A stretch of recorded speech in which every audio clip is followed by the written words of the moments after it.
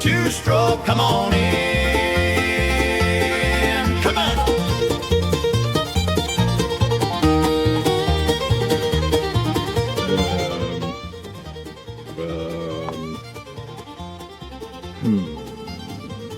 Piston control intake.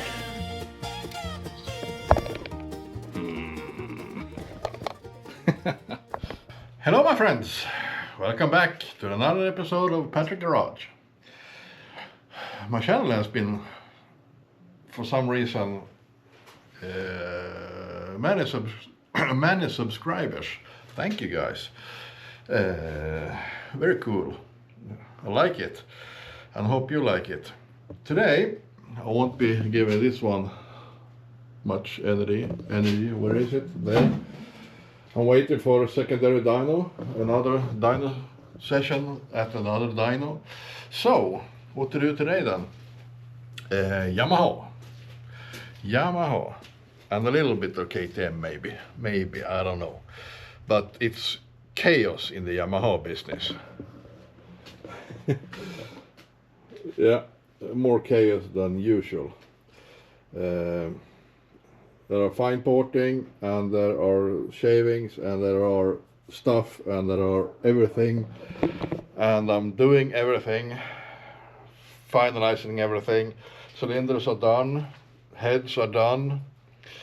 Now I have, let's see, right here. Let's go over here. I have started to mount the engine again. I have glass bead blasted the whole cases, taken away the ugly black paint that it isn't sticking to it anyway. It wasn't coping with the methanol fuel, so it just was becoming gooey and just a mess to fiddle around with. Fingers became sticky and yeah. So I decided no paint. Just leave it and I'll be able to wash it. Nothing will stick as good to the aluminium as methanol was sticking into the color. I hope you understand what I'm meaning. And this is one of the parts. The other part, the lid, I got that over in my other garage where the Mercedes sits. I can, where are you? Yeah, my Mercedes and my old Husky girl, and the Yamaha engine is for this one, of course. Now the lights will be flickering a little bit. Here it sits. I have epoxied. I had a small leak here after porting, and I epoxied a little bit more, and I've been porting up a little bit for the reed cages. And as I'm allergic to epoxy, I won't flip it around for you to look, because there are epoxy, I don't know if you can see, well, in the transfers in the upper area, and grabbing it I risk fiddling it with it, and then I might get a reaction, and no good, no bueno, or what do you call it. And here there are two bikes sitting. This one 674 or something, 201 meters with the potential left. This one a new build, but the owner and I have parked it a little bit, and overkill Kawasaki engine and the kart engine, and parts for the KTM engine.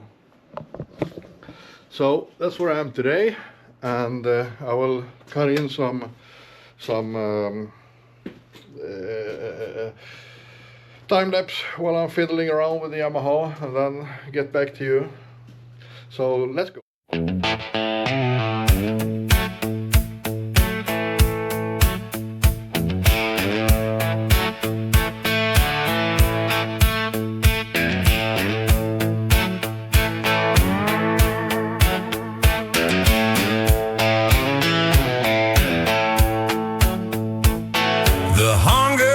Speed must be fed. Let no one ever get you misled. Listen to your voices inside your head. Power tap is created and shared.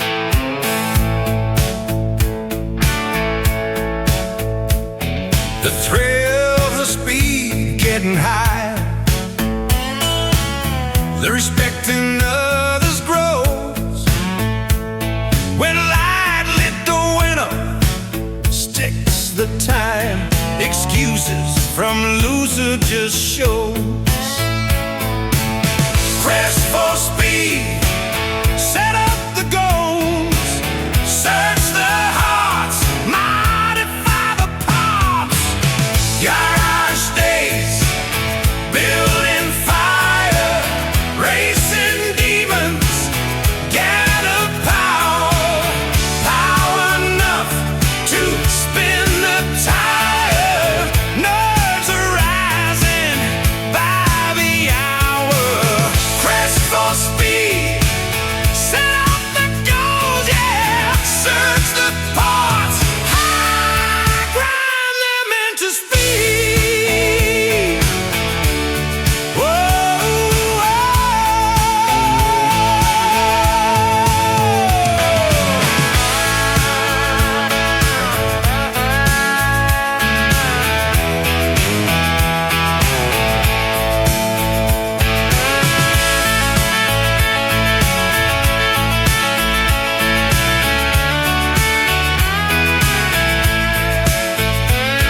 the hunger for speed must be fed. Let no one ever get you misled. Listen to your voices inside your head. Power on tap is created and shared. The thrills of speed getting higher, you're expecting others grow. Yeah, I can't do much more today. So I've resealed this plate, those two plates. And as I said earlier, it isn't pretty at looking at, but it is smooth to the touch, and air doesn't have ice. So I'll mount the pistons and lubricate the crank, and then I'll just have to wait for the sealant to cure before I can release these nuts, these bolts, and put on the cylinders again. And then we're starting to get a complete engine. And this clutch cover, I haven't bead blasted it yet, so I cannot put it on. So we can almost get the whole engine assembled in this episode, but just almost.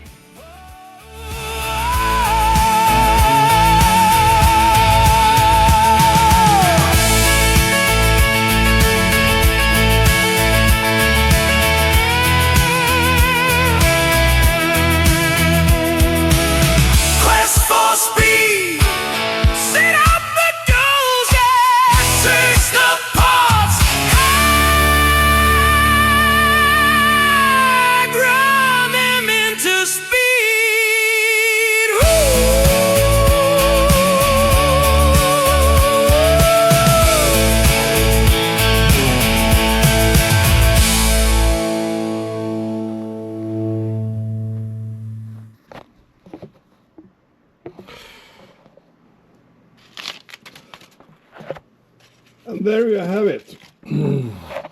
I set the gap to 0.3 mm in each cylinder. It was very snug 0.3 from the beginning, so I guess it was actually okay, as I calculated to be 5%, not 0.5%, 0.05% of cylinder bore, which was 0.28 mm. But I want to be a little bit sloppy, so I won't have any issues with the piston, because it can break the ring land. In this case it means in 4 strokes it just breaks between the rings. In this case it lifts the material upwards, and then you got a total disaster. And that's where I am. I added some light now, and that's where I am at this point. I cannot set the cylinders mount the cylinders just yet, as the engine is waiting for curing silicone. I can go show you guys. Oh, I got that light again. And right here it sits between my dyno mule, and here it sits with new pistons waiting, and I added bolts and torqued it down, the plate down, to wait the silicone to cure, the sealant to cure. And we'll just see you in the next one, guys. Bye.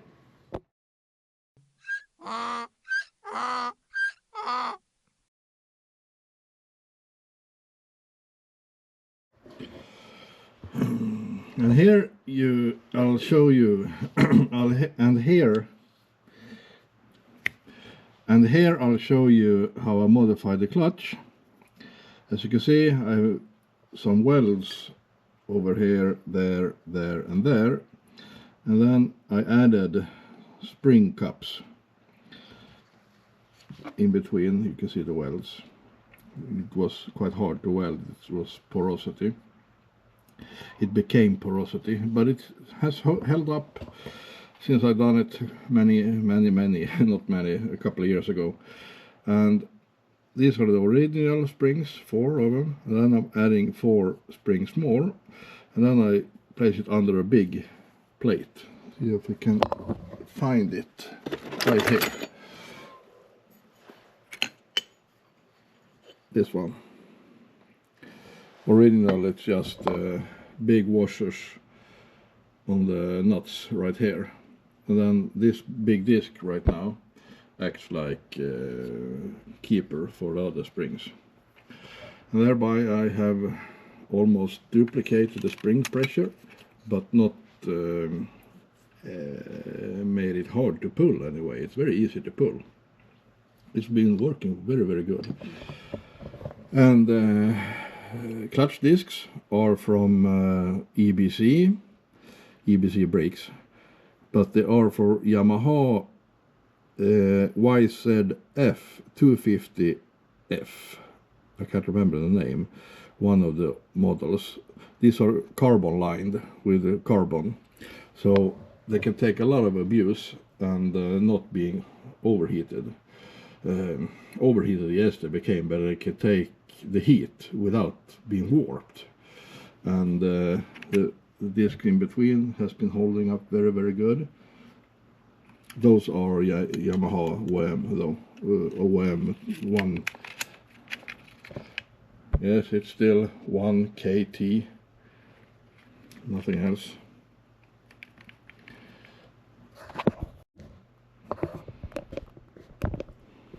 This is my crankcase.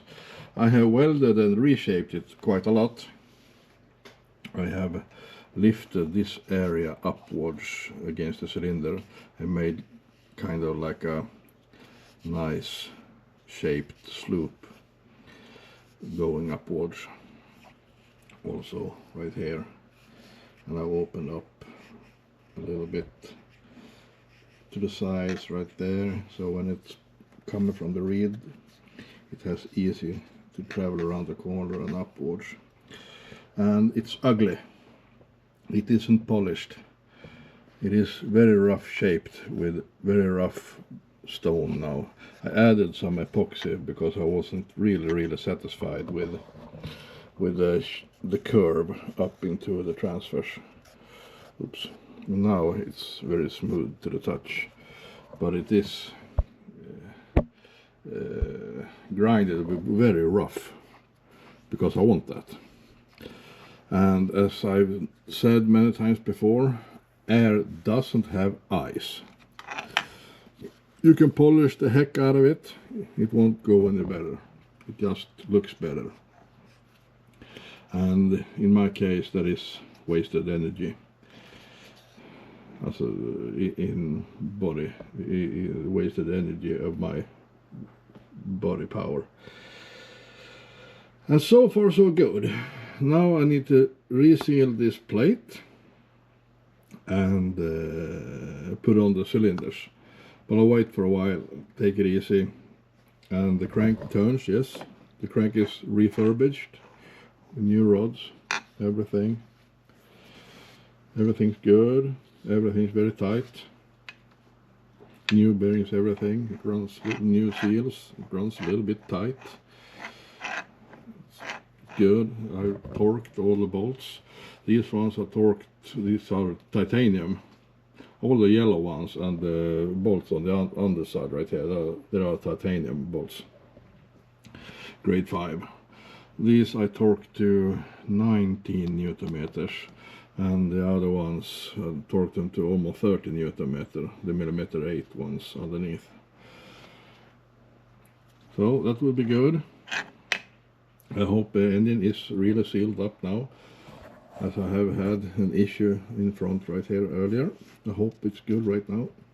That's why I was spending a lot of sealant, and it has protruded out a little bit. But when it has cured, you can take it away quite easily. And it's time for the plates, adapter plates. This is for using 3XV cylinders. I need to add 15 millimeters, not exactly 15 millimeters, but whatever it is, 14 point something. And now I have also added 5 millimeters. I did it earlier because I got these are RD350 rods. They are 5 millimeter longer than the original TZR250 ones. I gain crankcase volume. It's good for high RPM, and yeah, I hope it will work.